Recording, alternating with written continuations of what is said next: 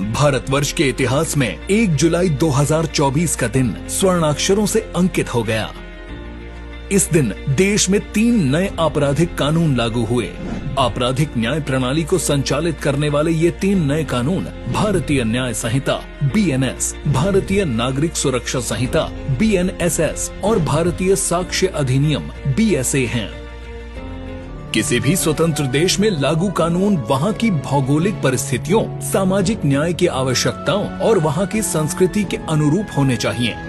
इससे पहले देश में लागू IPC, CRPC और भारतीय साक्ष्य अधिनियम अंग्रेजों द्वारा बनाया गया औपनिवेशिक कानून था, जो दंड देने की अवधारणा पर बनाया गया था और इनका मूल उद्देश्य औपनिवेशिक शासन को बनाए रखना, भारतीय संसाधनों पर नियंत्रण रखने के साथ लोगों में राजकाज के प्रति भय बनाए रखना था।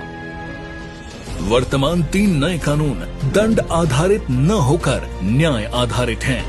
भारतीय न्याय संहिता में महिलाओं और बच्चों के विरुद्ध होने वाले अपराध को प्रारंभ में ही विधान किया गया है, जैसे किसी भी स्त्री को प्रलोभन देना, अपनी पहचान छुपाकर शादी का झांसा देकर यौन शोषण करना बलात्कार की श्रेणी में शामिल है और इनके विरुद्ध होने वाले दंड का विस्तार से वर्णन किया गया है, जो नए कानून की मंशा को परिलक्षित करता है। माननीय प्रधानमंत्री जी की अगुवाई में भारत के आपराधिक न्याय प्रणाली को इन 3 नए कानूनों के माध्यम से पूरी तरह से बदलने का प्रयास किया जा रहा है। नए कानूनों में कई अहम जरूरी बदलाव भी किए गए हैं, जैसे 124A राजद्रोह की धारा को समाप्त कर धारा 152 जोड़ी गई है, जो भारत की संप्रभुता, एकता और अखंडता को खतरे में डालने वाले कारणों से संबंधित है। इन 3 नए कानूनों को विवेचना में वैज्ञानिक और तकनीक के सभी पहलुओं को ध्यान में रखते हुए बनाया गया है। घटनास्थल की वीडियोग्राफी और फोरेंसिक जांच को अनिवार्य किया गया है।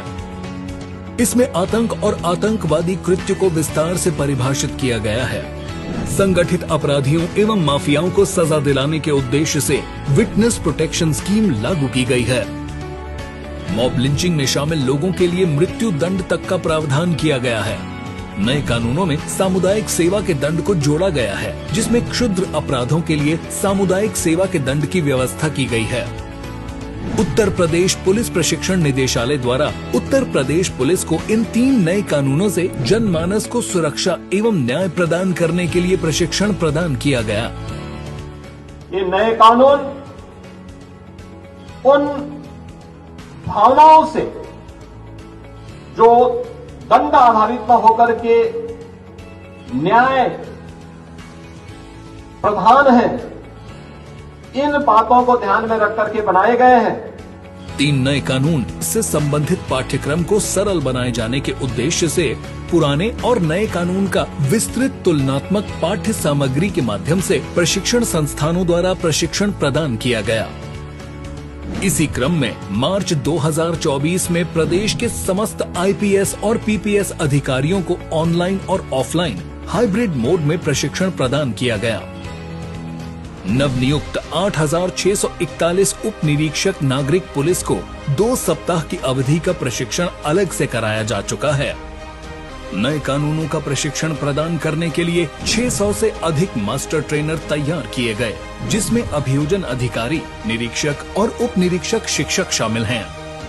भारत सरकार की तरफ से वहाँ भी हमारे अधिकारी जाके पहले मास्टर ट्रेनर्स हम लोगों ने ट्रेन कराया। उन लोगों ने आके कालांतर में चीज़ों को ट्रेन किया। यहाँ पे जो विधि विशेषज्ञ हैं, सब्जेक्ट मैटर के जो एक्सपर्ट्स हैं, उन्होंने इसी मुख्यालय में सभी अधिकारियों को ट्रेनिंग दी। मिशन कर्मयोगी के अंतर्गत प्रचलित iGOT पोर्टल पर उपलब्ध प्रशिक्षण सामग्री से भी प्रशिक्षित किया जा चुका है। 3 नए कानून से संबंधित सरल और प्रभावी ढंग से हिंदी में लगभग 10-10 मिनट के 29 वीडियो तैयार किए गए। ये वीडियोस तथा समस्त प्रशिक्षण सामग्री उत्तर प्रदेश पुलिस प्रशिक्षण पोर्टल पर अपलोड किए गए हैं। सभी जनपद के समस्त थानों, पुलिस अधिकारियों के कार्यालयों और जनपदीय न्यायालयों के साथ अन्य प्रमुख स्थानों पर नए कानून विषयक पैम्फलेट चस्पा किए गए। उत्तर प्रदेश की जनता को सुरक्षा और न्याय प्रदान करने के उद्देश्य से न्याय आधारित इन 3 नए कानूनों भारतीय न्याय संहिता BNS, भारतीय नागरिक सुरक्षा संहिता BNSS और भारतीय साक्ष्य अधिनियम BSA से परिचय करवाने के साथ ही 30 जून तक प्रदेश के सभी बीट आरक्षियों, मुख्य आरक्षियों का प्रशिक्षण कार्य पूर्ण हो चुका है। प्रदेश के मुख्यमंत्री माननीय योगी आदित्यनाथ जी के नेतृत्व में उत्तर प्रदेश पुलिस प्रशिक्षण निदेशालय प्रदेश के समस्त पुलिस जनों को विश्व स्तरीय और आधुनिक प्रशिक्षण देने के लिए सदैव कृत संकल्पित है।